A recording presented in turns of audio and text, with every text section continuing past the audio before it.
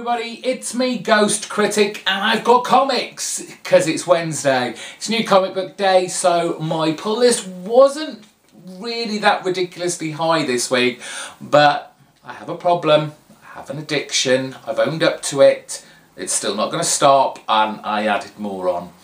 There are more comics than I really should have picked up, but hey, I love it, what can I do? There were some number ones knocking around. I didn't bother really picking up any of them. I saw a new one from, I think it was Dark Horse, called, is it Section 8? It definitely had an 8 in the title. Kind of looked sci-fi, but it didn't really, I didn't know anything about it, so I kind of left it behind. I know Marvel's got a new number one, Silk, which is connected to the whole Spider Universe stuff, and again, not really interested. I do wonder what's going to happen with a lot of the Marvel titles after, you know, this Battle World thing, because is it all going to still continue on? Are they all going to reset to number one? Probably should look at the solicits a little bit more than I do.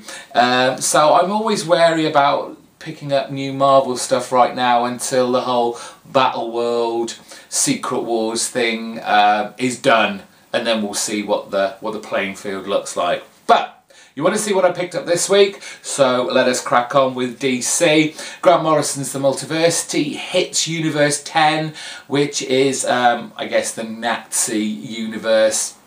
Looking forward to that. All the issues have been great. Whether I've understood a lot of the stuff that's in them half the time is another question.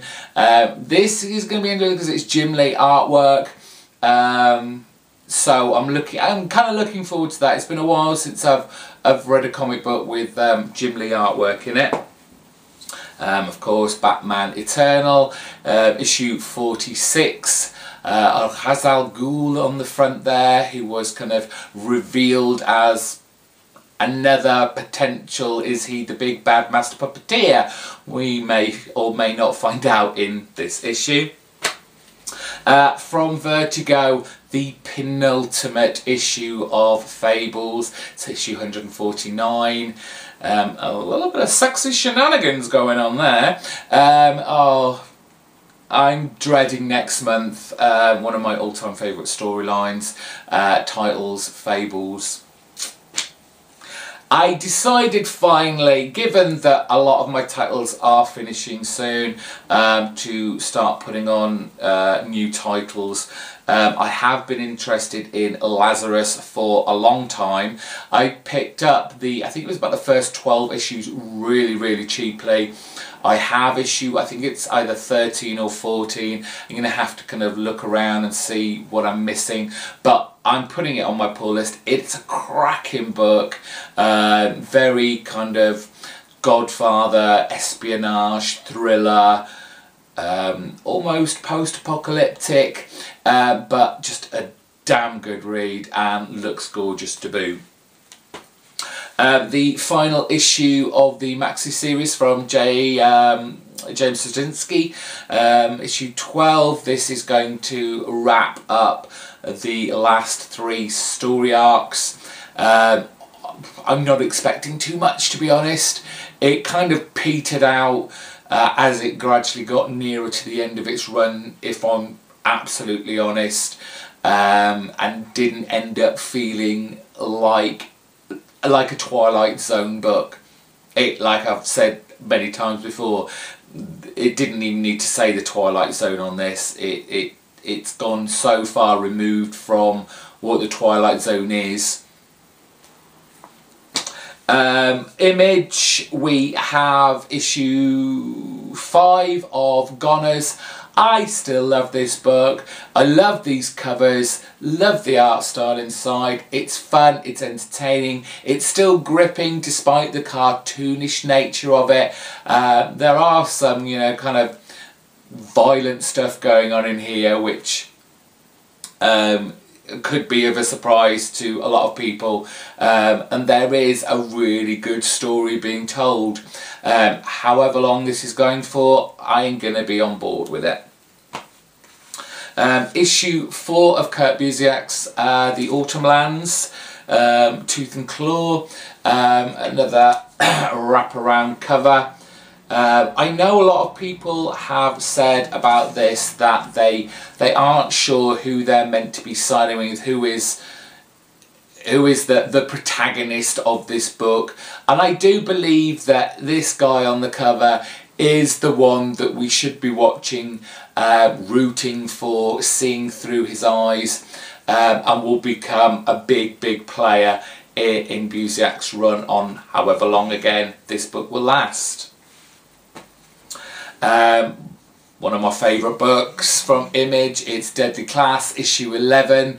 Left off on a little bit of a cliffhanger as it does.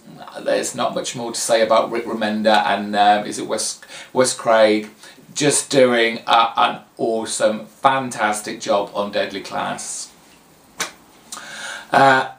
Issue 3 of Bitch Planet. This is the first of the issues where the artist takes a break and they focus in on just one character and kind of tell their story from what I've read. I had a quick flick through before we started this video and the artwork does look very different to what we're used to, but I'm interested in the idea that they're going to focus on just one character and we'll learn a lot more about them a lot faster, I would say.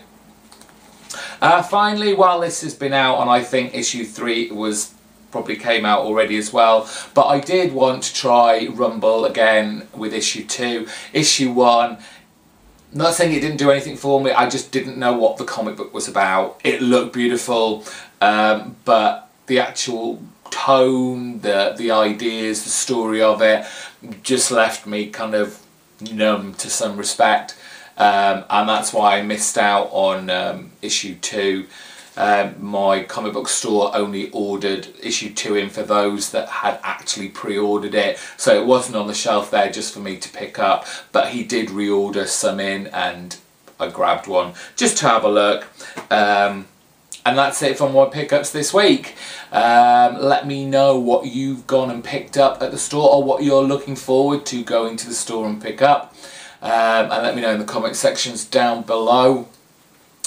Give this video a big thumbs up, and also what else should you do? Oh yeah, if you're not already subscribed, subscribe to my channel.